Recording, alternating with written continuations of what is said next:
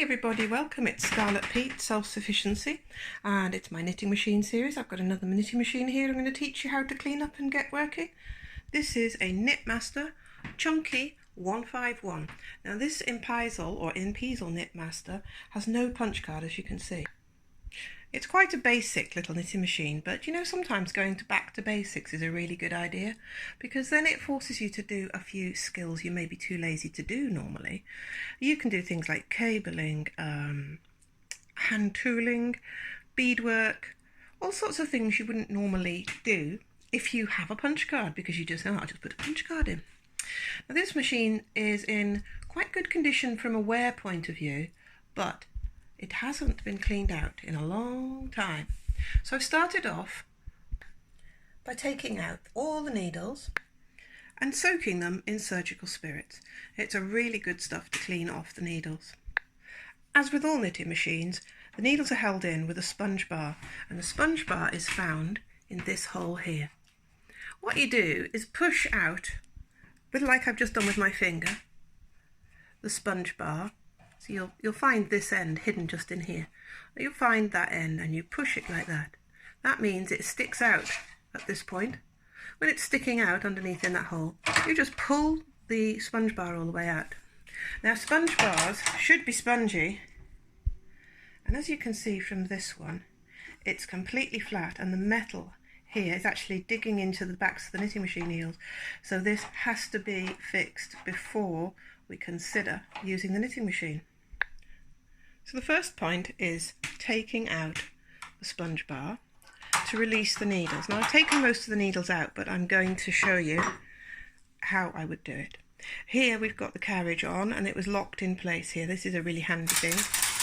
Oh dear. I'm going to take the carriage off. Have a look how worn it is. Look at that. That is as new. Absolutely no wear. It just needs a good clean. This leaves us with the needles here. So all I'm going to do is pull the needles all the way out. To get the needles out, we want to pull them all the way out into the highest working position we've got there, or holding position. We need to make sure all the needles, the latches, are closed down so they don't hook here when you pull the needle out. And all we want to do is tip down the needle. The back's going to stick up. Pull here at the middle, maybe put a finger underneath here if need be, and ease it out. And when you get used to it, you can go quite quickly. But what I'm trying to show you with my hand out of the way, I'm going to struggle.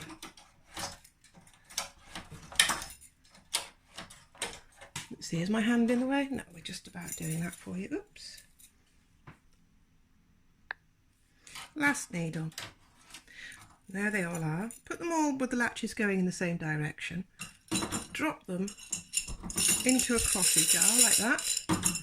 We're going to get our surgical spirits, pour that into the jar,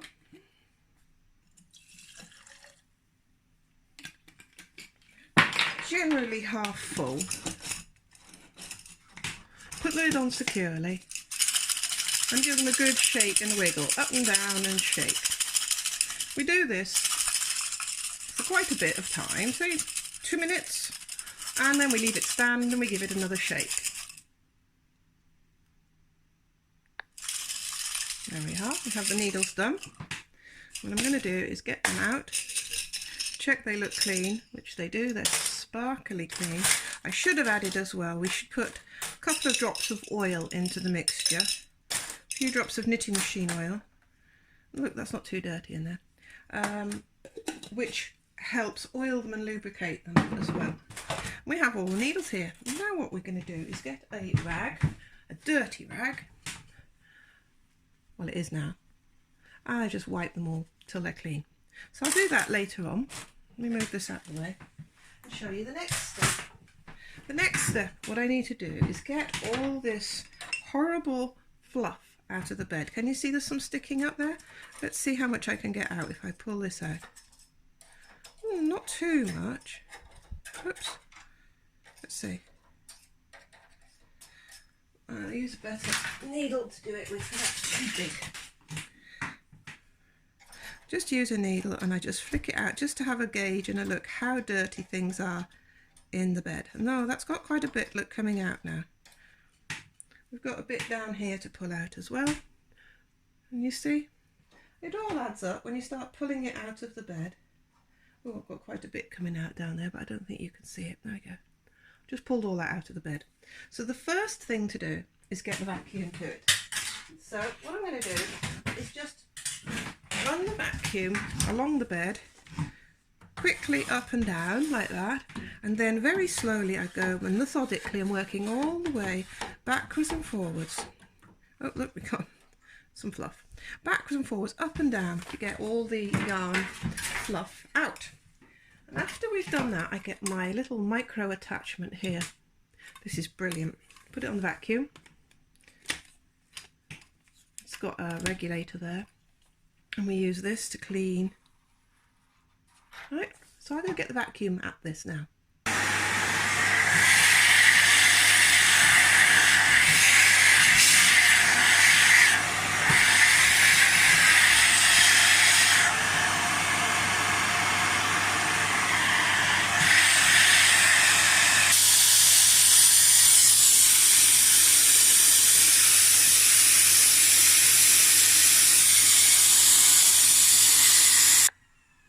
There we are, I've vacuumed that down nicely. Just going to give this a bit of a wipe now. I wipe off the dirt first, and then I run it under the tap with a bit of fairy liquid or whatever washing, look at that. All that's inside the bed too. With all whatever dishwashing soap or hand soap you use.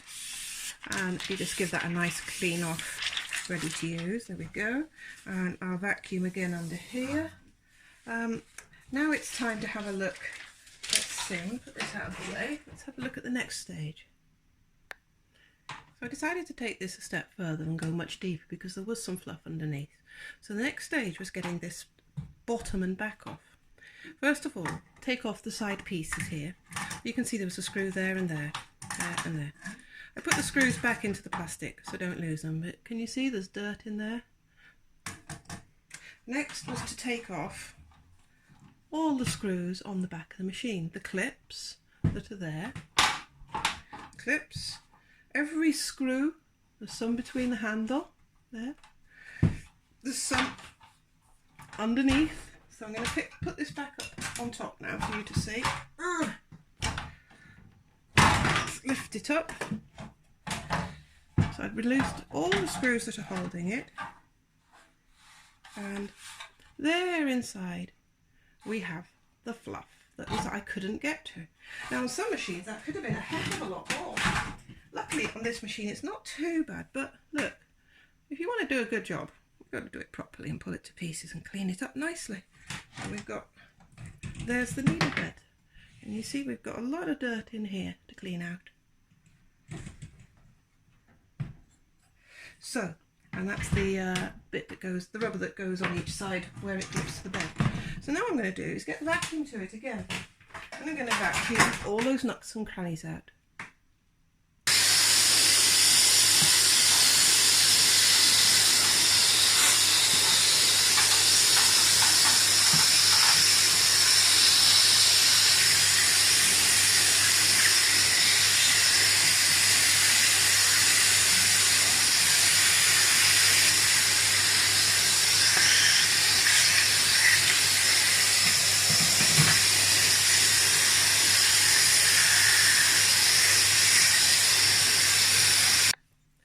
Next job, we'll be using some of this spirits, the surgical spirits, and just giving it all a nice little clean, damping all the surfaces, cleaning off any stuck dirt that's in there, and behind here, then using a cloth to rub it all nice and polished up. And give it a good clean with the rag, get into all those little bits and bobs in there, clean everywhere you can so it's all nice and clean, and check for any bits of rust. If there's any rust, you can use one of these plastic scrubbing things. It's not wire wool, it's like a plastic rough one.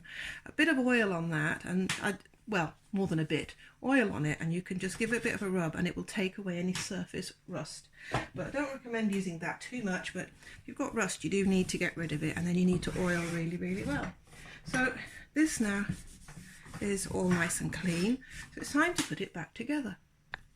Before we do though, we'll just give it a bit of a clean down on the surface. There's a bit of oil build up on that back rail that needs loosening off, and it'll be easier to rub down and clean the back rail with the back off the machine. And then we're just going to give this all a nice clean down and scrub all along the surface, all around the front. I think you get the idea. Just give that a nice clean, especially that back rail needs a good clean up. Sometimes if that back rail is a bit rusty or marked because of it being stood still for a long time, you can use that plastic scrubby thing on it with a lot of oil to lubricate it so you don't do any damage. And they're quite nice, but go look for a good one, don't get a coarse one, you want quite a soft one. Maybe you could use a household dish scrubby type, as long as it doesn't leave anything behind in the machine. So I'm quite pleased with that now. That's looking nice and clean. I'm going to turn it back over. Just wipe up any surgical spirits that's gone through and leave it dry for a few moments. And then I'm going to just lubricate and oil, cover it in a thin film of oil over with a rag, an oily rag, just so we don't leave it dry. While that oil's soaking in, what I'm going to do is take these plastic and rubber bits and I'm going to give them a good wash, and then I'm going to sit them on the radiator to dry. They're all nicely washed in dishwashing soap I use, putting them on the radiator to dry because we don't want to introduce any moisture into that machine. I've got those soap drying now, and now I'm going to get the back and give that a bit of a clean up. Excuse me, coughing. I would use a brush again and some soap, whatever soap you find that's nice to use, not going to damage any of it, and give that a good scrub too. Well, whilst I was washing it and cleaning the machine out, I found a couple of loose screws. That one's got to be put back in place here. That's going to be a fiddle, so I'll put that in place. To help locate it, I used a hook to push through to find the hole, so then I can replace the hook with the screw, and I've got that going back in place again really nicely. Another problem I found whilst cleaning was, oops, if I can get it in shot for you, this was missing, so I've got a spare one of those screws. Just going to put that in place and screw the handle on well. Good as new, nearly. Not too tight, but tight enough. Right, so we now have this all dry and clean. I'll put this back in place, not forgetting to put the rubbers underneath in the right direction. Let's have a look. Which way was it? Not that way. Wait a minute. That's the way, look. Those go in place like that. There we are, sorry, that way. Now we need to place this back on and replace all the screws. To put it back on, we're going to aim in this direction to catch the metal clips and brackets, twist it around, and there we have it in place. And now it's time to replace the latches, and I've just dropped a screw. As we put in these screws, I'm not putting any of them in dead tight. This is just the starting point, just gently slipping them into position and just finger tight, or not even that tight at the moment, just in case we need to shift anything as we work. Time to put the end pieces in. Now be careful not to lose these tiny little squares that fit into these into the plastic brackets. Here's one. Otherwise you can't get the screws to go in, so just pop it back into place. You should have 2 in each side. And then I'll just put those back on the edge of the machine. Let me just move the machine along for you to see. I'll just go back onto the edge of the machine there, put in place, and we'll attach the screws.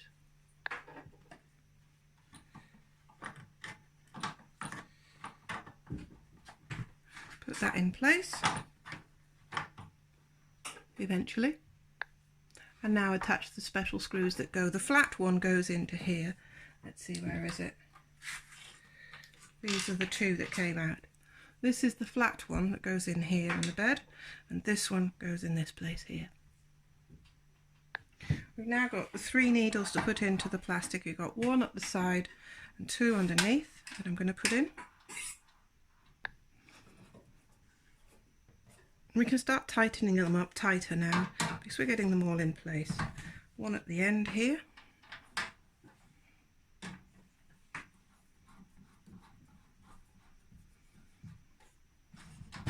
And repeat on the other side. Turn it over. We've got the machine back together, all being well. We've managed to follow all of that. It's all back together as I drop things off the table. Ready to put the clamps back on. So we don't want to end up knocking it off the table after all that hard work. So I'm just going to add the clamps. We can put the cleaned needle number strip back in. And now let's get to work on drying and cleaning all of these needles here. And what we're going to do is use the rag, like I said, and give each one a bit of a clean, flick the latch, check it's fine, check nothing's bent, discard any bent ones. Time to start putting them back in. Open the latch and just pop them in. And we carry on all the way along the bed. And what's nice about when you're doing a chunky, it doesn't take that long because there's less needles in chunkies. So we're going to carry on all the way along till they're all in on both sides. As I've got a pile of them in, I just push them all back together like that.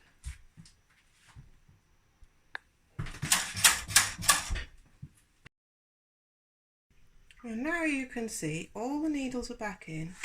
The bed is beautifully clean. That's just showing off, isn't it? But still, look how clean that is. The plastic is nicely clean. The needles are all working perfectly. I've put the row counter back on. And all that leads us to do next is to get round to cleaning the carriage, and we're also needing to replace the sponge bar, which I've got here. So when we get the new sponge bar, that will be reinserted. Let's have a look. Let me show you. Through that hole there, and pushed along all the way.